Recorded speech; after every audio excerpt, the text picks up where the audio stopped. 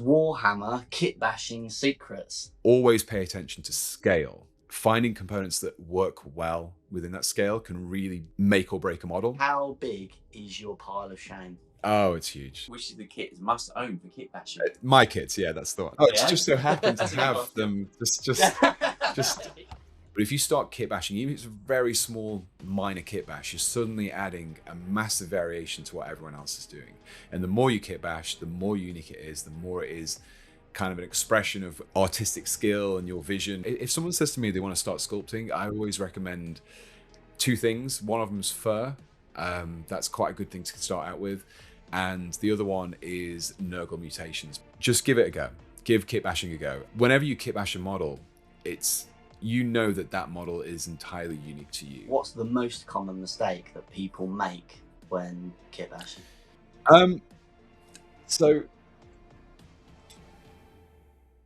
Hi guys, welcome to another episode of the Sprue Goons Podcast with me again, Dickie. Thanks Ollie for filling in. Did a much better job than me. Darren, and this week we've got a very special guest, Pete the Wargamer. Hello, thank you for having me on.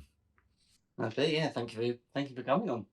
Yeah, very esteemed guest. Yeah, I was going to say, it's interesting, this one. Yeah, definitely. It's been a while. We've been trying to organise this for a long time now, I think, hasn't it? It's has it been? Yeah.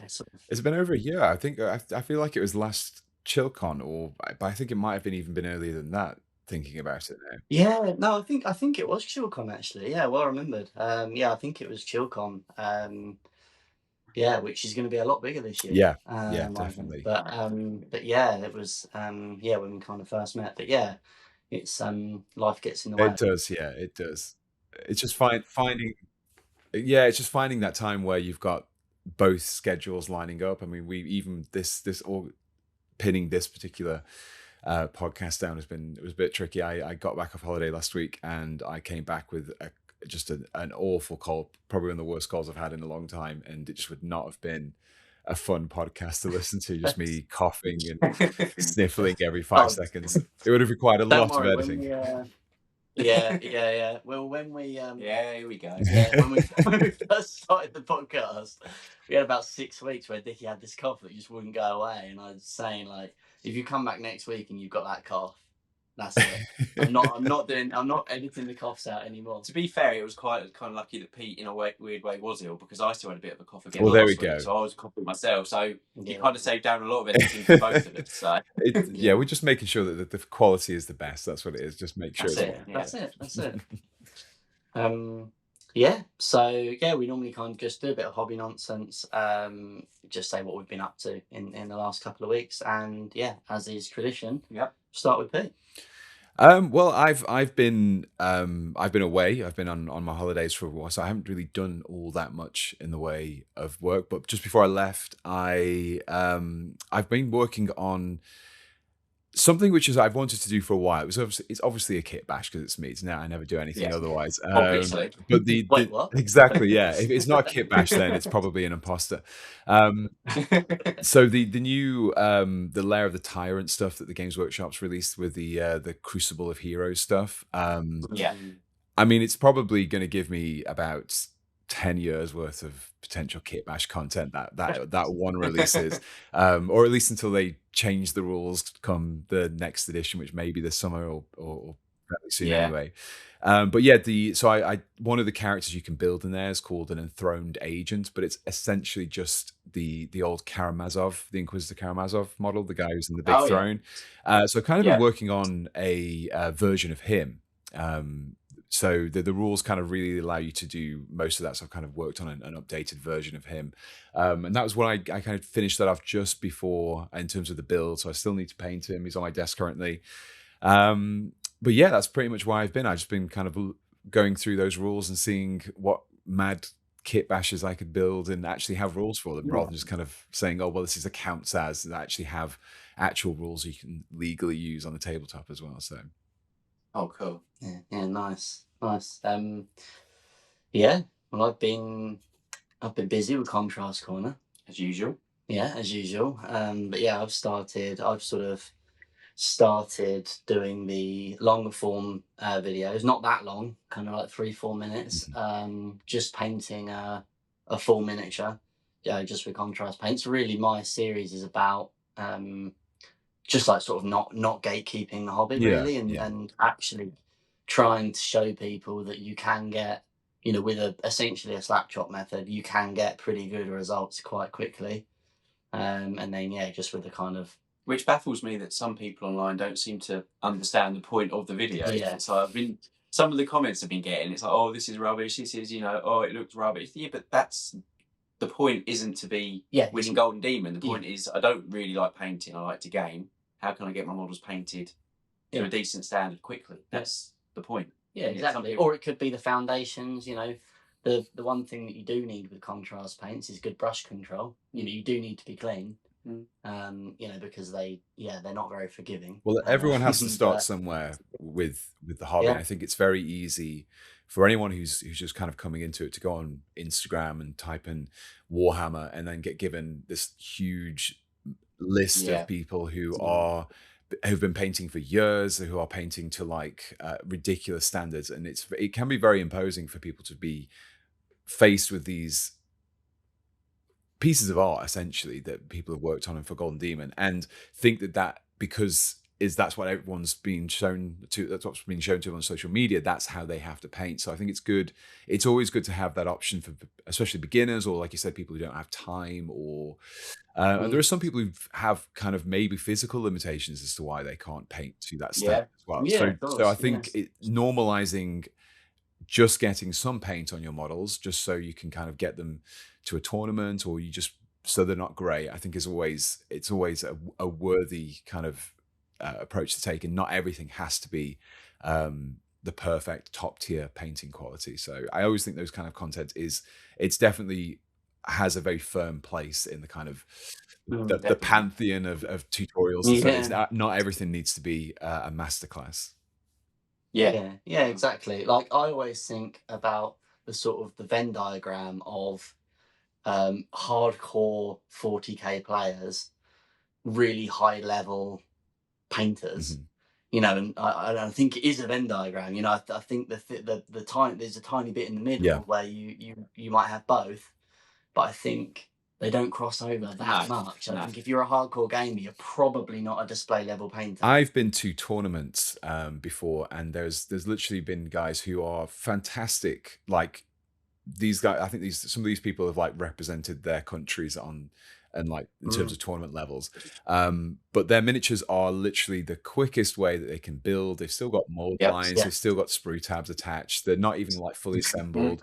They're often just kind of even just thrown into a sandwich tub with like a little bit of like kitchen towel in there to protect them. We've got bits breaking off, and for them they're just gaming pieces, and it is really difficult. I agree, I have that same reaction when I see that myself, but to them that's just a medium that they can use to play the game. As long as the models are clear enough to their opponent what they are, and clear enough to them what they are, that's all they see them as. But yeah, you do have if you kind of ever go to the tournament scene, you have such a wide variety. There are some people who come up to the table and they've got like essentially like a Golden Demon quality army that they're taking, and then a lot of people just have, I really like this army, I wanted to get it built and painted, so I just kind of did 3 colors, and it's the most basic paint job. But again, it's everyone has a very different approach to the hobby. Mine's very much the hobby side, but other people's are more the gaming side as well. So yeah, definitely. I think I get a lot of comments, and I try and clean my models as much as possible, but if you've got a tiny amount of a mold line, they pick straight on that. But it's a speed paint tutorial. Do you think I'm really spending 4 hours cleaning the model and then 5 minutes painting it? It kind of doesn't really make sense. Like, don't get me wrong, like I'll clean them as best that makes sense, but really it's about, like you said, getting something that's tabletop quality. We call it, Dickie has this phrase, 3 foot fabulous.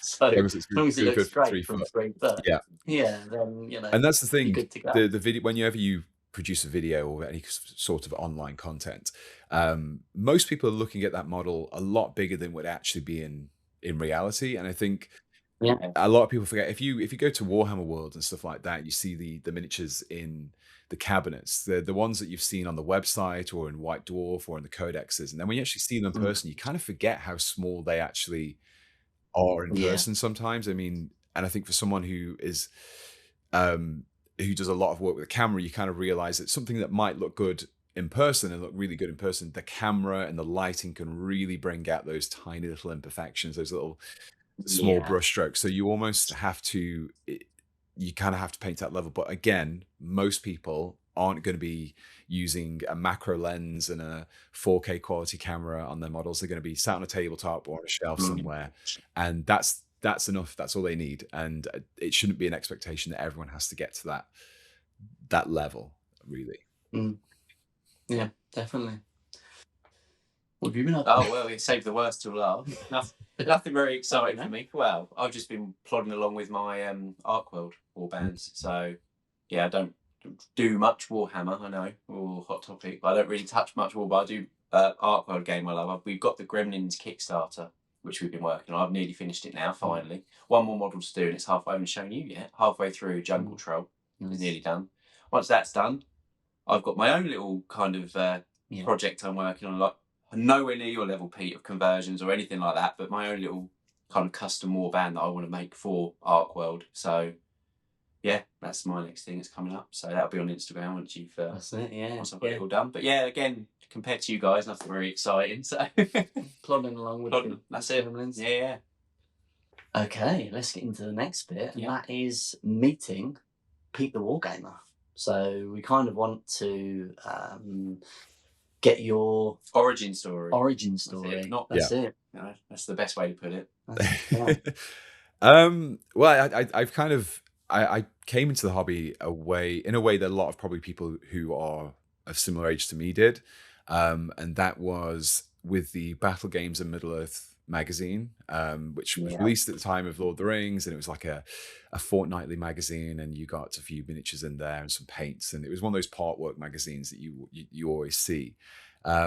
But it was just such a cheap way of getting into Warhammer, and I kind of was a big fan of Lord of the Rings at the time, so I got into it that way. First issue was $1.99, and you got 12 goblins and 4 paints, paintbrush, and some dice, and which was kind of crazy prices. Really, those were the days. And it was only like $3.99 every fortnight from then. So you got like a metal character, or you got like a single sprue of Rohan warriors or Urukai or something like that.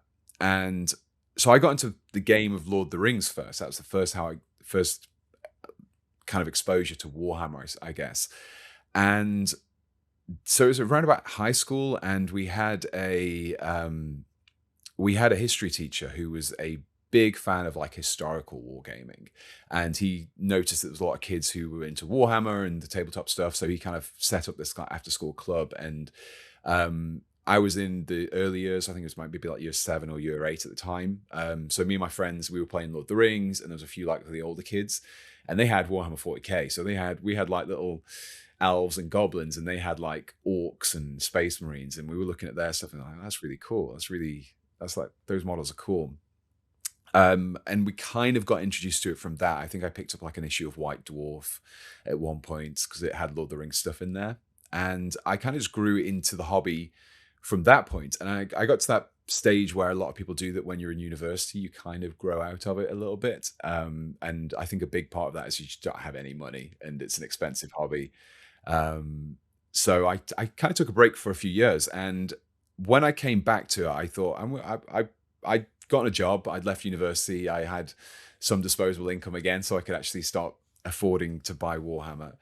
And I thought it'd be quite nice to have a log of the models that I've painted. I'd actually sold a few of the ones that I'd had as a teenager, and I didn't really have anything of them. I have a few left over now, but most of them did end up going on eBay at some point. And I kind of felt sad that I didn't have any photos or anything like that. So I created a vlog, and not a vlog, sorry, just a blog. Actually, it wasn't even a vlog. And I think it was still up when I checked last. I think it was called theframepaintbrush.com. And that was literally just a project log of what I was working on, a little bit of kind of information about the projects. And it was kind of from there that I started to move more into maybe doing like video content. And I did some writing for a hobby website, which I don't think is around anymore. So I did some of that. And then I kind of just migrated into just doing videos for myself. And even though my main thing now is kit bashing, when I started the channel, I wasn't doing much kit bashing at all. It really wasn't my main focus. It was predominantly painting tutorials and then like a few product reviews and things like that. And I'd always done kit bashing. I think as soon as I got into 40K, I pretty much kind of realized that these kits, a lot of these plastic kits were multi-part, they were multi-posable, and you could mix and match some of the parts. And so I'd always done kit bashing in my own personal hobby. So when I came to do some painting, I think I was doing it was when the first plastics for the Horus Heresy came out, like the Mark, I think it was like the Mark 4 came out. And I did some painting tutorials, and I was doing a painting tutorial for Space Wolves or Alpha Legion or something like that. I thought, well, I'll do a little bit of kit bashing. I'll maybe add a little bit of kind of Space Wolf flair to this model, just so it's a bit more interesting to paint. But I didn't actually show that. I just had the finished model, the built model, and I showed you how to paint it. And then people were like, oh, where'd you find these parts? And that's why I started to do more kit bashing, and it just kind of grew from there. And the projects got bigger and the scope got bigger, and I just started to do more sculpting. And yeah, we kind of got to the place where we are today. And it's been quite an incremental journey, really. I've been doing it for, I forgot how old my channel is now. It's maybe about 12 years old now, I think, at this point. It's been going for a while. It was very slow going at first, but the biggest kind of growth I think happened for a lot of channels as well that started up at the time around COVID, because no one had anything else to do. You people dusted off their old collections, and a new edition of Warhammer 40K released in that summer of 2020. So it was kind of like the perfect time to really be doing kit bashes. And that's kind of where it brings me to today. I still doing the kit bashes. I still really enjoy doing them. And yeah. Yeah, that's and are you a painter or a player? Or, I mean, I suppose, kit bashing. That quite answers itself, doesn't it? Surely. Kit bashing. But yeah, I know that. I think when we've spoken before, you've said, that you do the kit bashing is your passion. Yeah. And then you kind of have to paint the model, because otherwise you're not really showing off the kit bash. Yeah. And yeah, I think you probably don't give yourself enough credit in that you're a really good painter as well. Yeah. So they look incredible, as in you do the kit bash justice, because they're painted really well as well. Well, thank you very much. I've always viewed myself as more as the hobby style. When I first started, I was mainly for gaming, and I was really into the gaming side. I do dip my toe back into it every now and again, and I'll build an army and play a few games, go to a tournament, things like that. But yeah, the hobby side is definitely the kind of the main draw, I think, for myself. And kit bashing, like you said, I think as somebody who is there to kind of show people how to kit bash and then try and show the finished model, it's very hard it can be quite difficult for someone to visualize what the finished model would look like if you just kind of have this massive mixture of gray plastic and green stuff and milliput and brass, and it kind of just looks a little bit messy.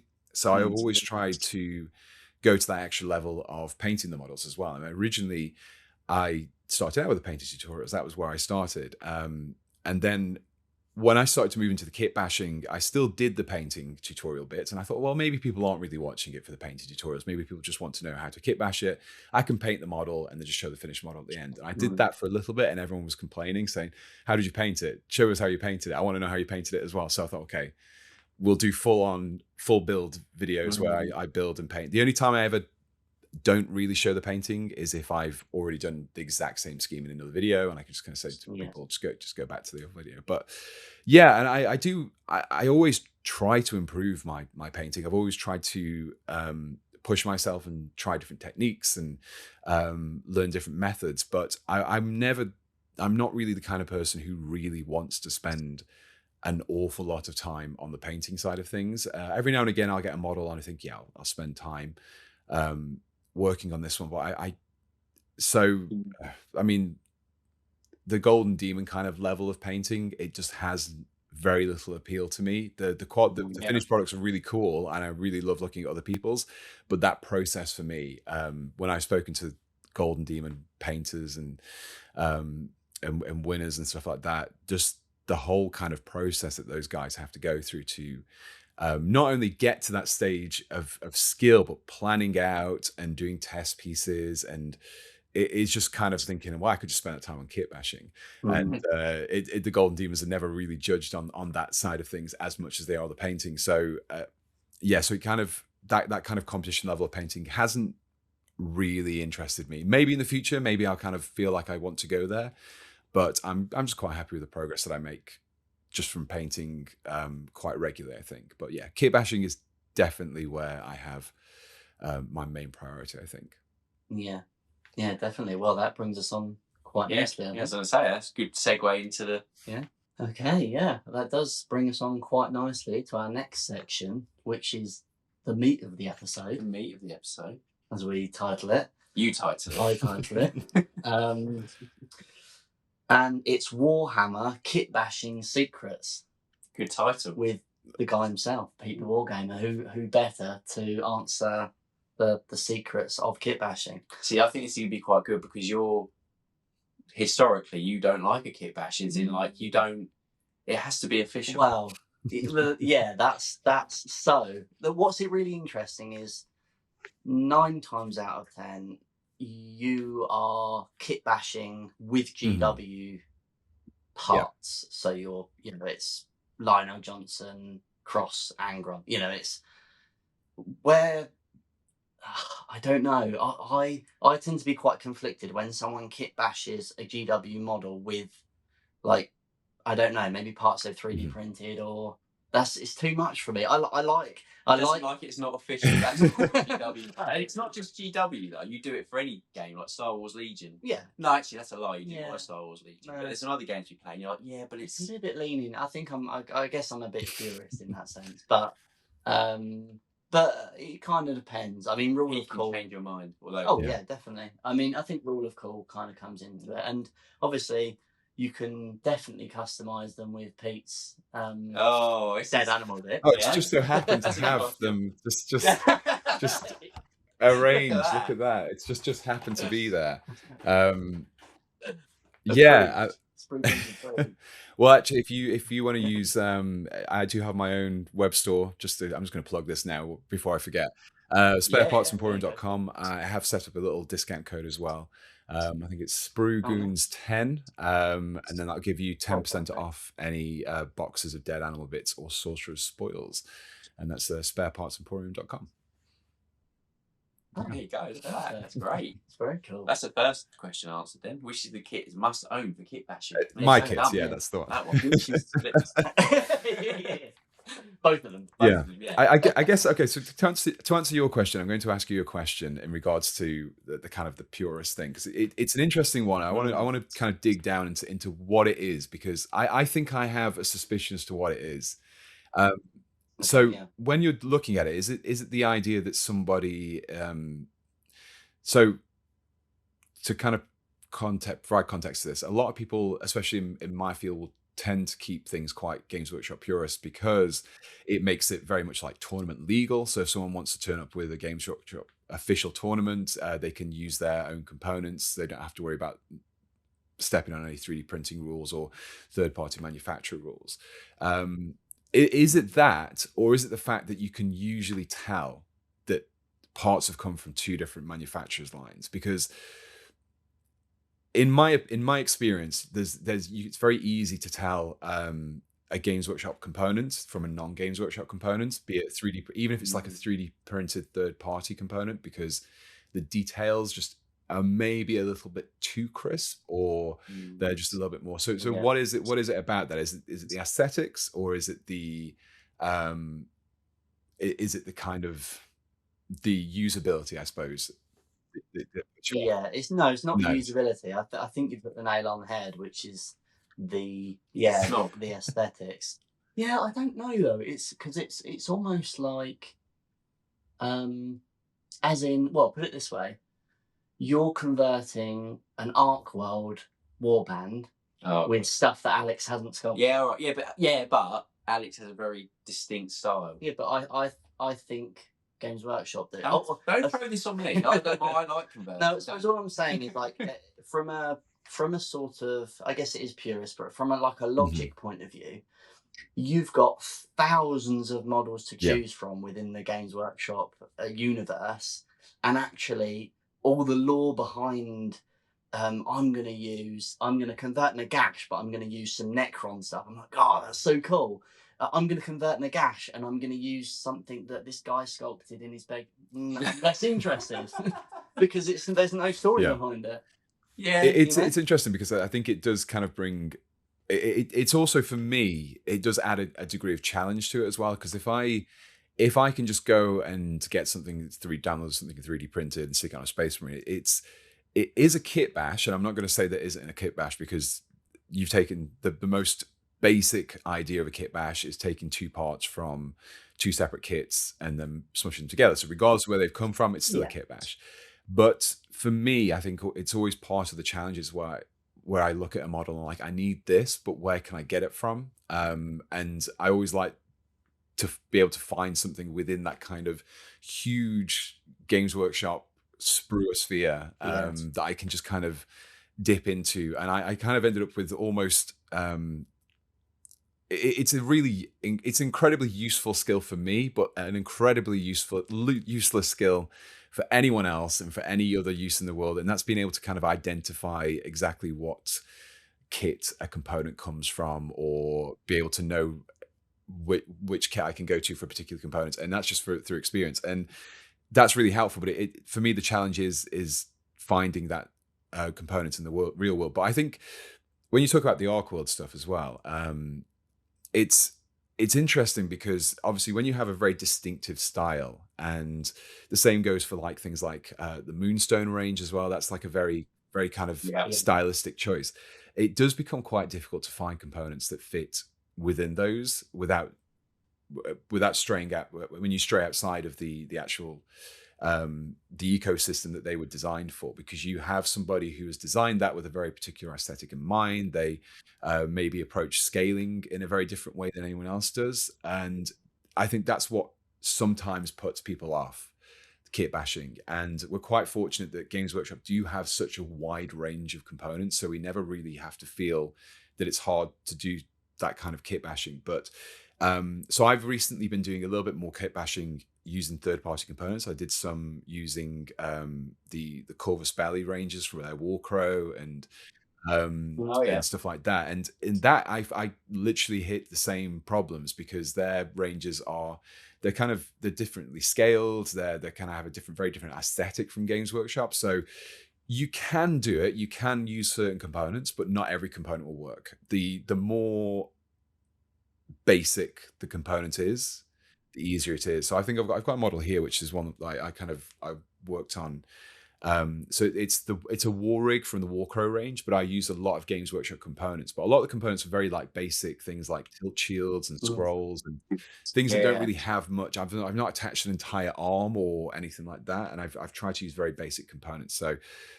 So yeah, I think part of that feeling that you have about that kit bashing and that kind of purism, it's just because you can probably see those slight differences in the sculpting and the scale and in the aesthetics, and it just doesn't sit well and gel with you. And I think that's in my opinion, that's a very useful skill to have as a kit basher, because you can see immediately which components will work and which components won't work. And I think this brings us nicely to one of the secrets of kit bashing is to always pay attention to scale. And scale can be within a system as well, because you look at the Warhammer 40k range and there is no one human size. You have your basic kind of Cadians, for example, but then you start looking at the cultists, and then if you dip into Necromunda, they're slightly different scale, and Age of Sigmar is slightly different scaled again. And finding components that work well within that scale can really make or break a model. Sometimes that kind of weird amalgamation of different scales can work in your favor if you're doing something that's supposed to be a little bit mutated or a little bit kind of, you want it to look a little bit sinister. But if you're trying to get something which looks like it could be a kit, it could have been a model that's Games Workshop released, then Yeah. finding that scale and having an eye for that scale is very important, and it's something that you need to pay close attention to. Basically, it kind of triggers that almost uncanny valley trigger in the brain. I don't think a lot of people recognize it, but they couldn't necessarily put the finger on what the problem is. So no, I think it's a good skill to have, and I think if you can feel like that about the models, you probably do well kit bashing. Yeah, I think but I think something really interesting on that is, you should be able to look at the model and Not think tell. that GW could have made that model.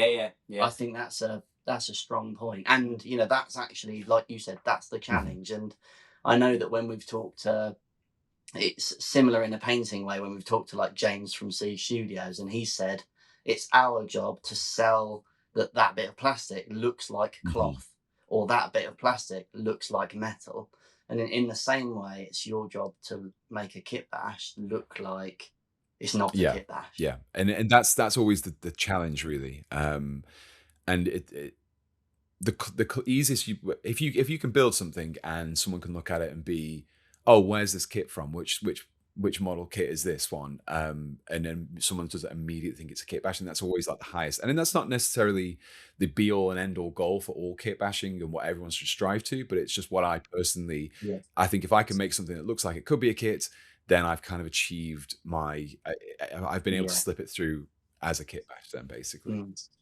Yeah, I think it is just my brain, but if I, for example, gave you the Lord of the Rings Rivendell Lego set, and I said that's official, there's one stud in there that's not. Right. I know you'd be like, nah. I would be. I'd be like, stud? I need to find that stud. No, one stud would be alright. Just not use it or hide it somewhere. Exactly. Yeah, but I wouldn't be like, I don't want it. No, to be fair, I'd take it. Yeah. But yeah, it's just that sort of, I don't know, it's that authenticity. It's that, like we've said before, that GW stamp. Yeah, you're a snob. It does. Yeah. Not a snob, a purist. No, you're a snob. It's the same with people who are into like cars and stuff like that. There are some people who will only use OEM parts, and they won't use any third-party parts, but they want to use the proper kind of manufacturer recommended components, because they don't feel like the car is the car if they don't. And I think it's just a personal preference thing. There's a lot of I've done kit, like I said, I've done kit bashing in the past, and for ranges that aren't Games Workshop related, I've mixed and matched parts. It can be done, but I think just for my personal preference, I do have that extra kind of barrier where I have to make sure things gel with the model and the aesthetics as much as possible. And I'm guessing that means it's incredibly expensive. I mean, this is always the biggest thing as well. I think one of the things which I always try to let people know is that if I do a kit bash and I'm working on a squad and I use components from 5 different kits, it's not that I'm saying that you have to do the exact same as me. You don't have to buy all those kits. It's more I'm just giving you 5 different kits worth of options. So if you happen to have one of those kits, or you happen to have components from one of those kits, or your friend has one of those kits and has some leftover components, then you can do this with it. Some of the bigger kit bashes, the ones that are a little bit more involved, they obviously are structured around certain things, but kit bashing can be as simple or as complicated as you want it. A simple head swap is a kit bash. Just kind of putting a different Space Marine head from one kit onto another one, that is a kit bash. Even using the official Games Workshop Dark Angels upgrade sprue on a regular squad of intercessors, that is a kit bash. It's a very kind of straightforward and kind of as designed kit bash, but you're still creating something which didn't exist from the kit that you bought. And I always get a lot of people saying, where do I start with it? Because they will see maybe a video like one of my big model builds where I've used a lot of components, or maybe from expensive kits as well. And I'm like, you don't have to start there. That's where you can maybe want to be in the future, but don't start there. See how you get on with just a few kits. And most people, once they start kit bashing, they kind of get the bug for it and will find themselves buying kits just to kind of find components in them.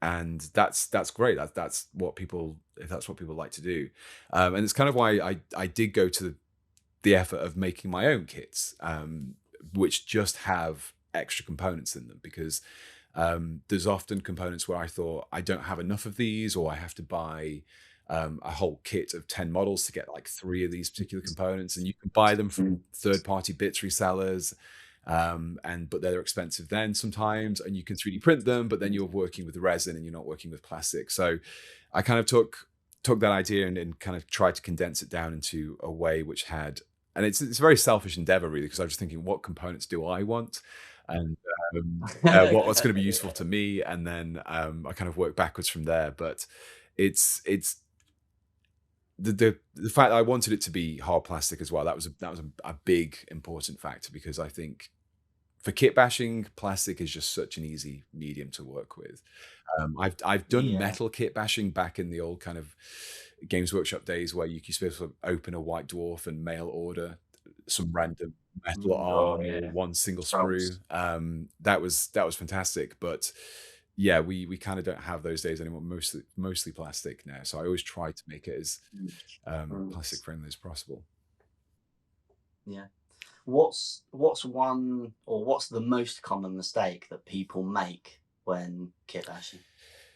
I think that sometimes people can be, it kind of feeds into what I was saying just, I think some people can be quite maybe a little bit too adventurous. They can go kind of too big straight away, and they find themselves just getting a kit and sticking stuff to it just for the sake of it. And it's like, I always try to approach my models in more of a kind of, I work backwards from the end result. I always try to think, well, if this component is going on here, why is that going on here? Why am I adding this to the model? So I do spend a lot of time kind of sifting through the lore as well with 40k. I mean, that's kind of like another part of the game which makes it such a great ecosystem to kit bash in, because you have so much background information and only so many models that exist to fill in that universe. So there's so much like blank space that you can build your own models. You can use a small amount of information that you can glean from a Black Library novel or a paragraph in a codex or something like that, and you can fill it in. But having that information gives you such a nice framework that you can build around. So especially if you're building something which has never been done before, it exists in the lore but doesn't exist in reality. It's always like trying to add meaning as to why you're adding components. Why is this arm better than this one? Why is this weapon better than this one? Why am I attaching this here? And it works particularly well if you're building like a custom Space Marine chapter as well. It's good to work backwards, and almost write effectively a fanfic about your Space Marine chapter, and then that will guide you as to why certain aesthetics are being used, and can help you with things like that. So yeah, I think the biggest mistake is that people will just go in with the sake, I want to stick stuff to this, and that can work and get you so far. But I think if you really want to step it up to the next game, you really need to have a reason for the kit bashers and as to why you're doing it, and that will guide your decisions in how you build the model and what choices of components you use as well. Yeah.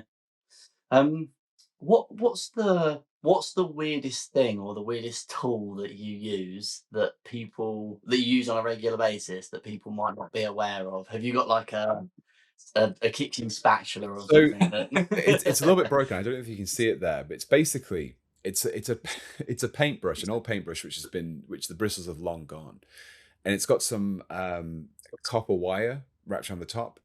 And what I do with this, I basically pull off a little bit of the copper wire every now and again, and I use it to basically it's like a very thin like super glue applicator or like glue pusher or something like that. Because it's metal, it doesn't really stick to it. And sometimes when you're building models and you just want to add a tiny little component, and the nozzle for your super glue is about like a millimeter, and you've got like the space is like a fraction of a millimeter, you don't want to like overdo it's a really simple tool. It's literally just an old paintbrush with a bit of copper wire, and then usually has a little bit of copper wire sticking out the end there. And it's the weirdest tool that I'd say that I use. I think everything else is, I mean, good one. yeah, it's a really strange way. It's just a way of just adding a little bit of extra. Another one I can probably demonstrate quite easily, I've got quite a few of them here, is at least in the UK, most people will recognize these. These are the goo. it's a goo pot. Yeah, That's a creme brulee. yeah, it's a goo pot.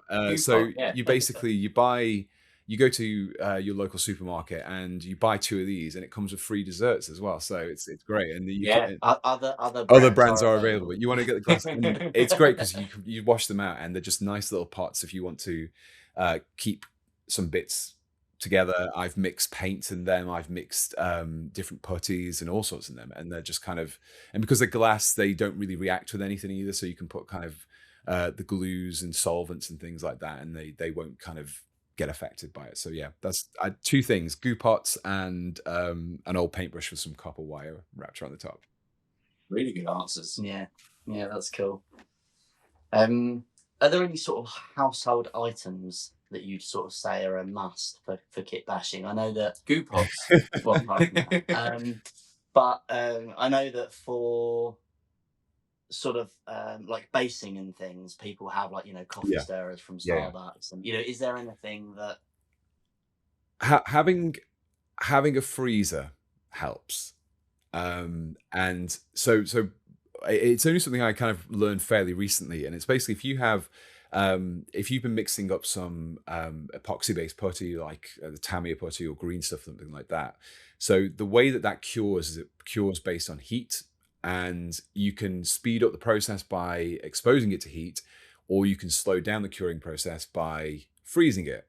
So if you've mixed up a batch and you've been using some green stuff or something like that, and you kind of realize you've done that thing where everyone does and you cut off too much and you've mixed up too much, if you just kind of roll it into a ball and just pop it in your freezer in like a sandwich bag or something like that, when you take it out, it doesn't stop the curing time, but it slows it down. So especially good if you're maybe doing a sculpting session that lasts over a couple of days, you can basically slow down that process. And when you take it out, when it thaws, it goes pliable again. And then whilst it's at room temperature, it will eventually cure. But yeah, fridge freezer, it's a really good way of keeping it pliable, workable for longer, especially if you're going like need a break or you don't want to lose the workability. There we go. So you need a freezer. If you're kit bashing, you need a freezer. Yeah, so you can keep your goo pots in the fridge, and then you can keep your green stuff in the freezer. The kitchen's getting very important. You've got to be careful though, because if you're anything like me and you've got like a bag of peas in there that's kind of exploded at some point, so you just end up with a few loose peas, and you've got also like little balls of green stuff as well, so you don't get them mixed up. Just be very careful. Yeah, this spaghetti bolognese is so good. Bits of hard green stuff stuck in there. Just on the green stuff, have you got any? What would your sort of best tip be for sculpting? So one of the things which I've always found that a lot of people struggle with is the how sticky a lot of the epoxy putties can be, and there's 2 solutions to that one. The first one is to, once you've mixed it, is to not work with it straight away. You maybe want to leave it for about, depending on what it is, about 45 minutes to an hour is probably the best, and that'll just firm it up just enough to make it more easy to control. So it still has that stickiness when you're attaching it, but it's not like working with chewing gum. It's more of like it gives you a bit more resistance. And then also if you use a little bit of like Vaseline as well on your tools and fingers, that can help the stickiness. You can use water, but the Vaseline kind of stays. And then once it's cured, you can just like wipe. As long as you don't use too much, you can just wipe it away with like a dry finger or a tissue or something like that. But I've actually recently switched. So I've switched from green stuff. I used to use green stuff pretty much exclusively, and I used to mix it with Milliput as well. But I've recently been moving towards the Tamiya's epoxy putty, which is this stuff. It's for 2 reasons. First of all, when you get it, it comes in individual sachets, so the different colors separate, so they don't have that kind of annoying thing where green stuff can cure down the middle if you get it in 2 strips.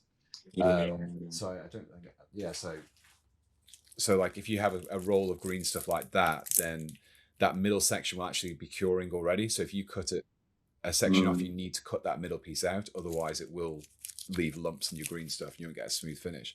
But you can get green stuff that comes in 2 separate things, but the Tamiya is really good because when you're done with it, when it's cured, it's really easy to sand, and you can kind of get some really nice kind of firm, hard edges and corners. So if you want to sculpt something which is, I don't know, more of a solid object as opposed to like cloth or fur, then you can kind of go after it with like a different grits of sandpaper, and then that kind of smooth out the surface. It gives it more of like a plastic look when it's painted then, and then it's really good for kind of sharpening up the edges. So sculpting can be very, very daunting, and there are a few things that you can use to make it easier, but sculpting is just it's just a practice thing. The more you do it, the better you will get with it. It's just a simple process of feeling how the putty works and having the dentist tools that like everyone recommends for it, and just kind of working with it and practicing different techniques. And Yeah, nice. And what about for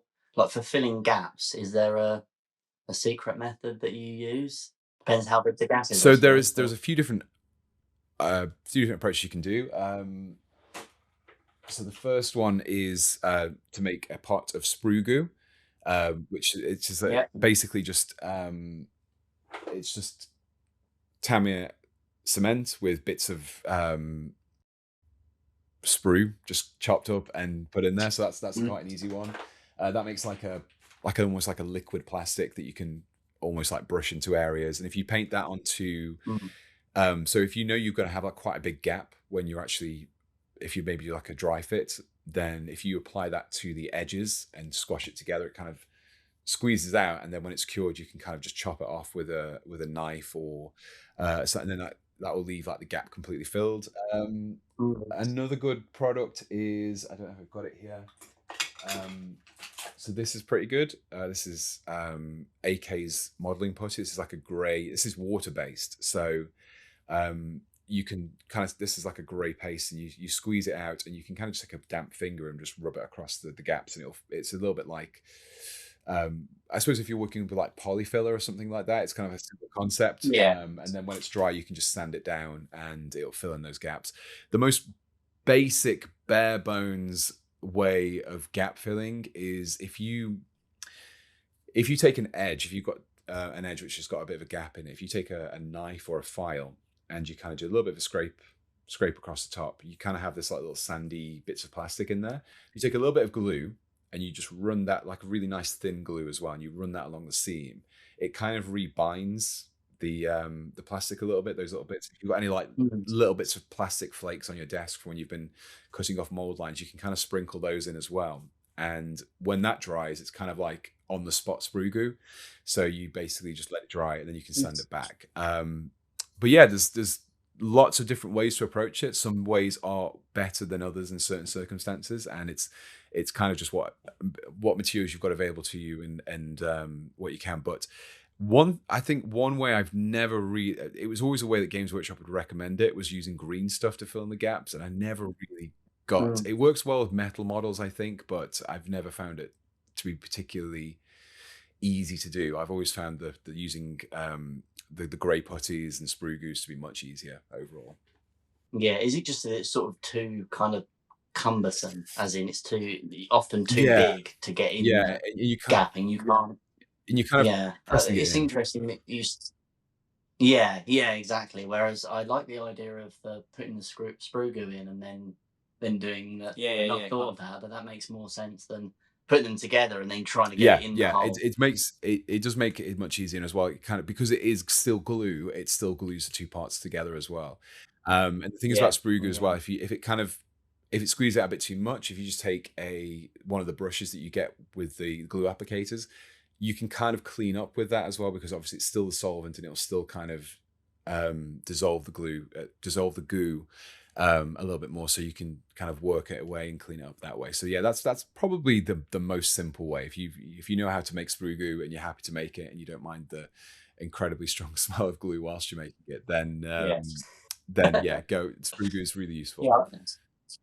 I made a pot of it. Yeah, I've got a pot at home. I made it up. I'll just make it, put it in there. I've never touched it. It's just sitting in my drawer. I've got it made up. I've just never. Well, now you know how to use it now. So yeah, exactly. There you go. And I've got here, what's the perfect ratio of sort of planning to building?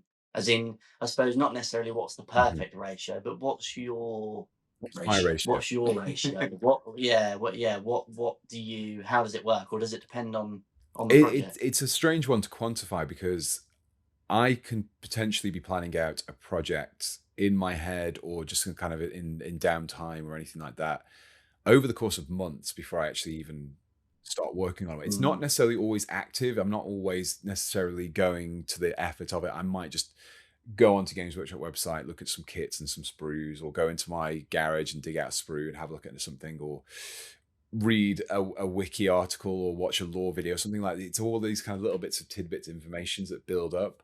And I always like to do it that way because I might have maybe 4 or 5 different project ideas kind of on the go at one time that I'm just kind of thinking about and mulling over. And that can take a long time, but then it also gives me plenty of time to really hone in on what is going to work properly. So I have a few stages really. I have this kind of like preliminary, nothing really solid, just kind of gathering information, gathering a few ideas, gathering a few options.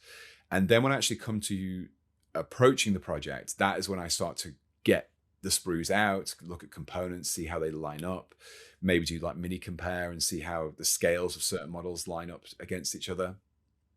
And I would actually say that the planning can probably take as long as the kit bash. If I do the planning correctly, it can actually make the kit bashing incredibly quick because I already know what I'm doing. I already know which components I need. I've already ordered the components that I need. I've already got a few backup options in case the idea that I had doesn't really quite work and I can kind of go a different direction.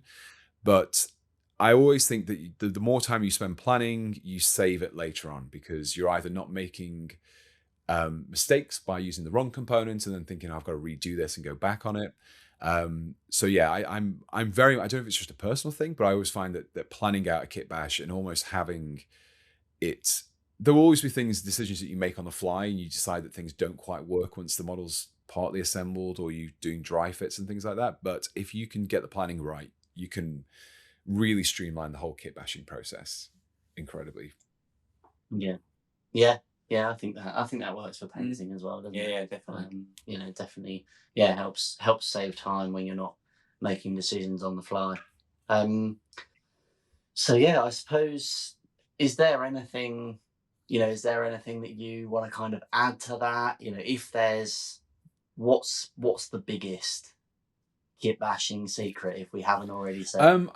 I think we've touched on it a little bit, but I think mine is just to give kit bashing a go. I've met so many people who've said, "Oh, I don't really want to do kit bashing because I don't want to cut up any components or I don't want to potentially ruin a kit or anything like that." And I can understand where people are coming from. It's a very expensive hobby, and here I am saying, "Oh yeah, they make this expensive hobby even more expensive."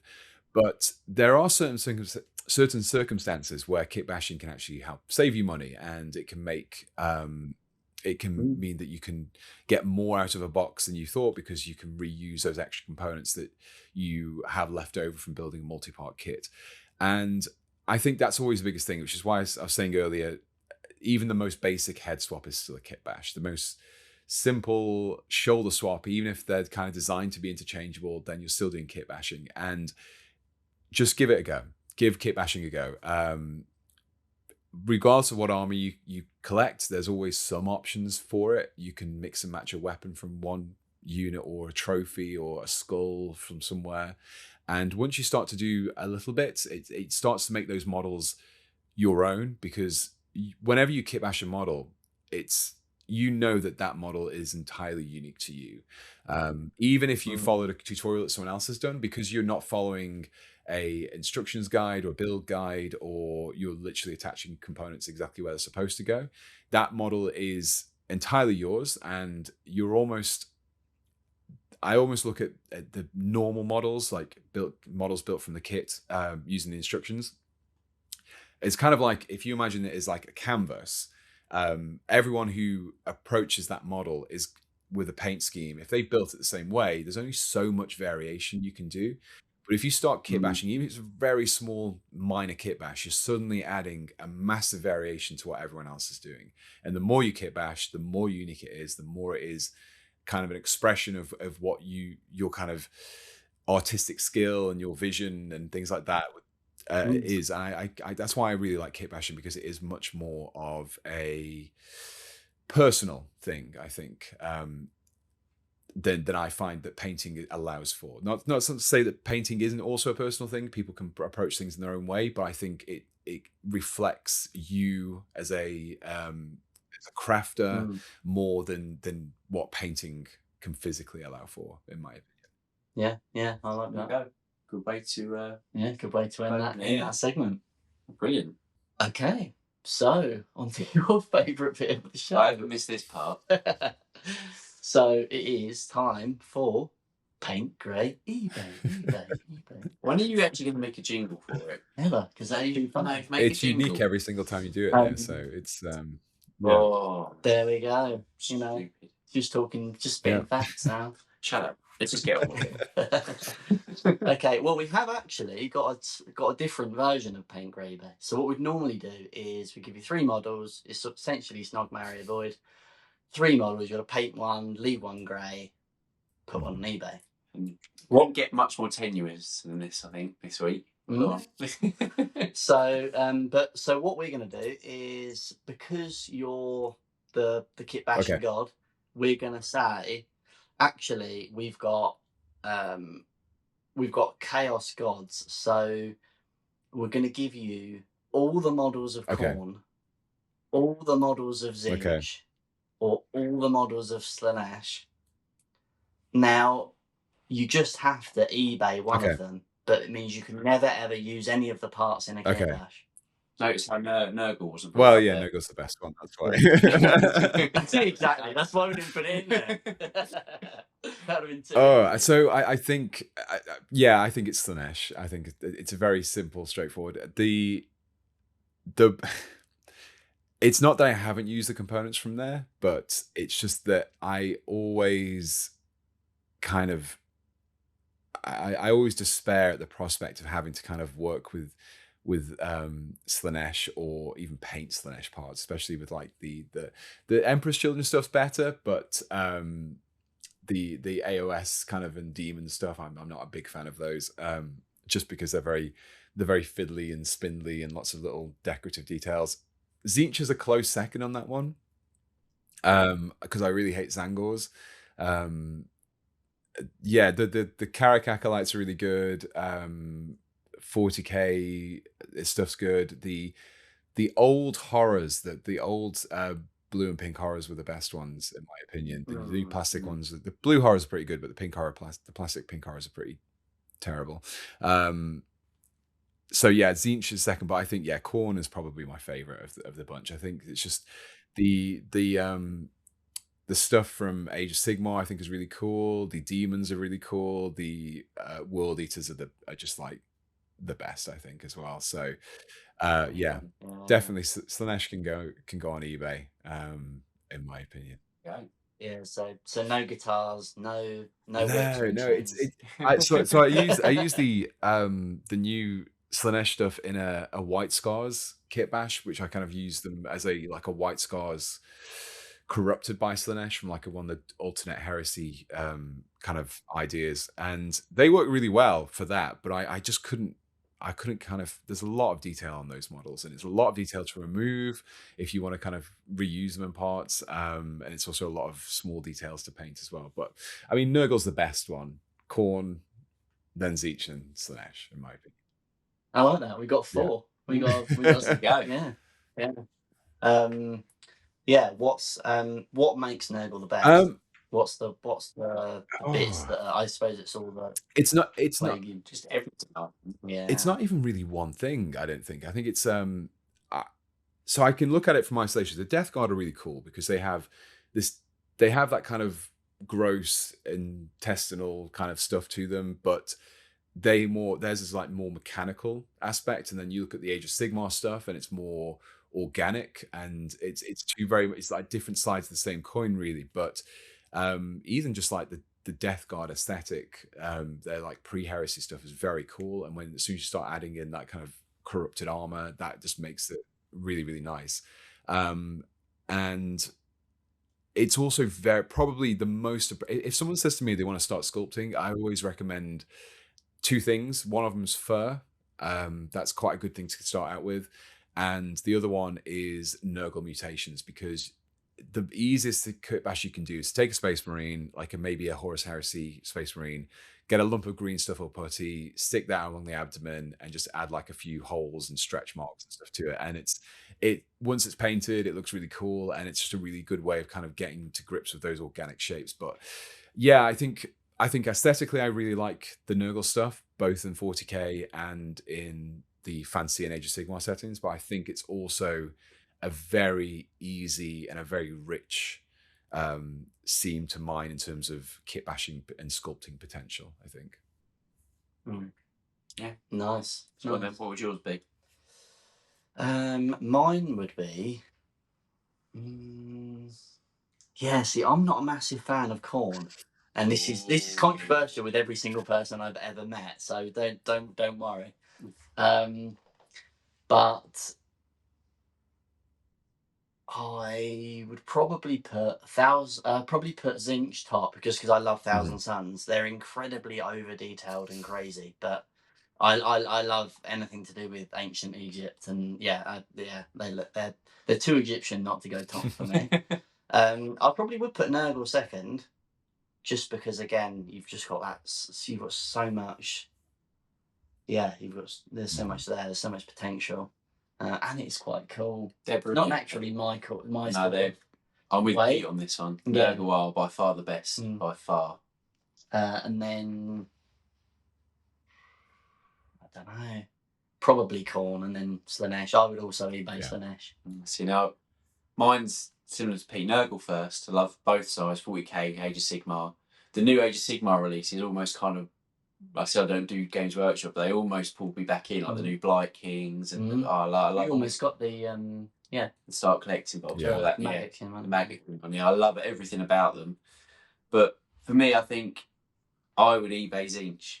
I was almost like close between Slaanesh and Zinch. I think I'd eBay Zinch just because, just all the painting of them is too much to do.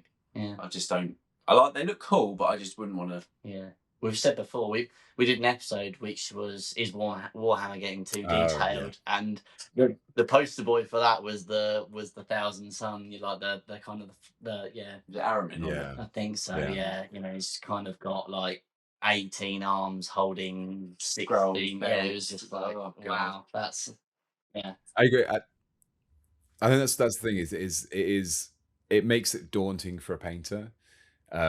When you've kind of got to paint all these overlapping details and the very thin trims.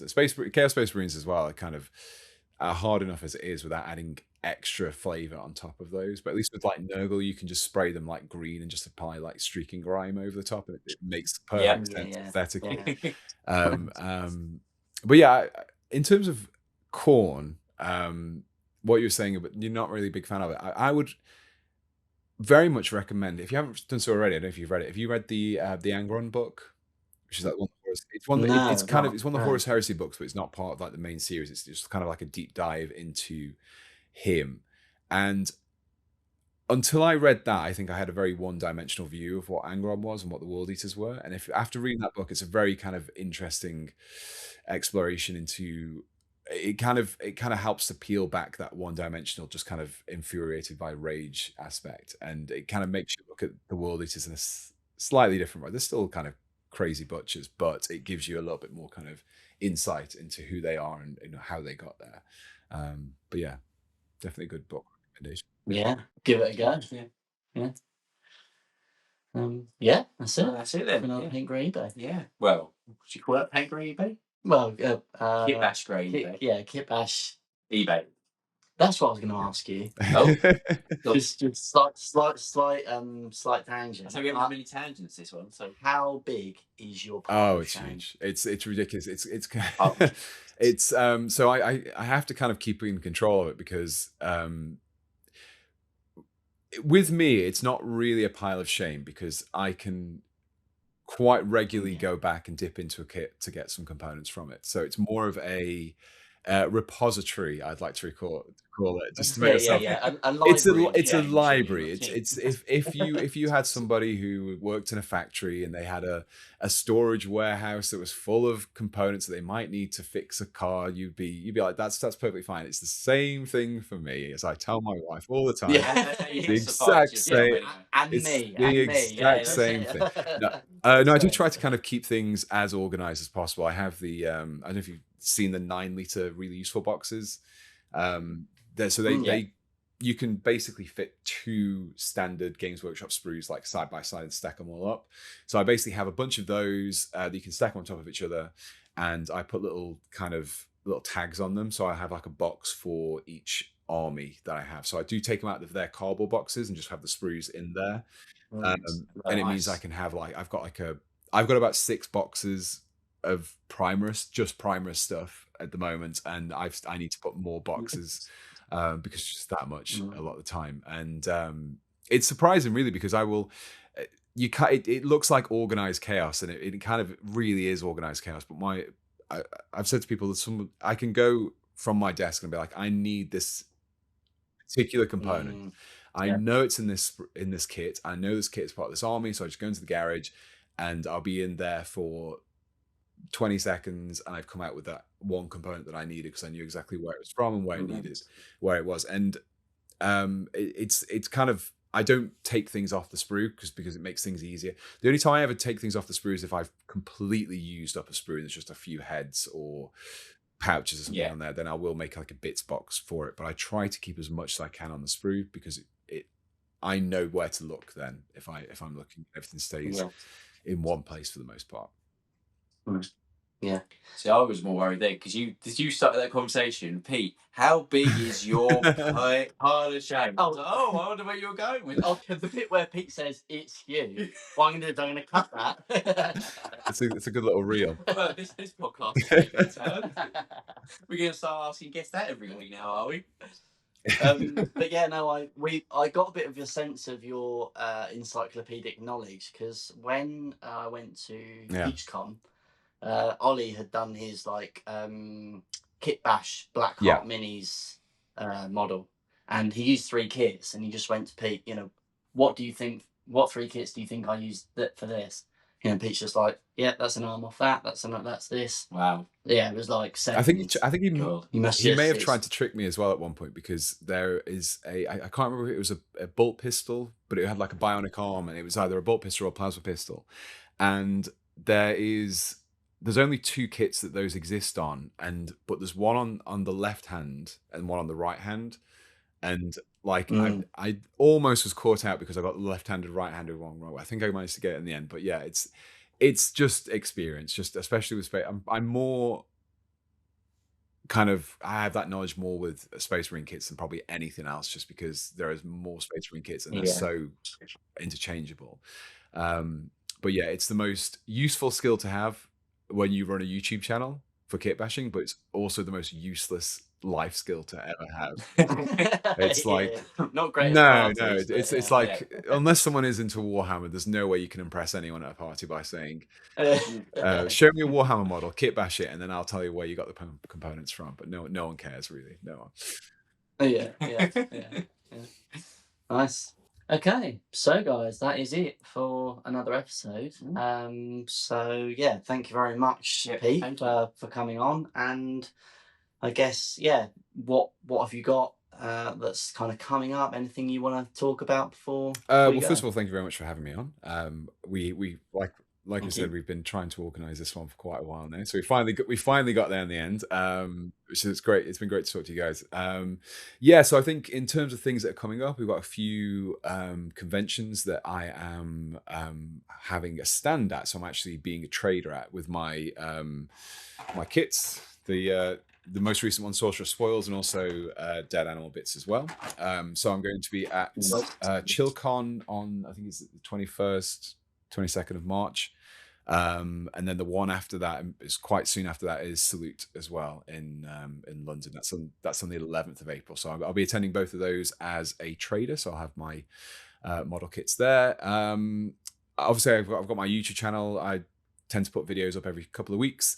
I also have my web store, which I sell the dead animal bits on to the UK, the US, and Canada at the moment. So if you want to pick it up from any of those countries, I do all the shipping and pack up the boxes and in my kitchen table at home. So yeah, it's all sent by me, or anything ordered from there. And as well, I've got a code, so if anyone wants to order it, they can get 10% off boxes with Sprue Goons 10, I think it was, and I've set it up. So yeah, and that's everything that I've got coming up in the immediate future. Yeah, perfect. Thank you very much. Yeah, we've got our normal stuff that we're working on, Contrast Corner and other bits coming up. So yeah, guys, thanks for listening, and we'll see you next time. Thanks guys. Bye. Bye.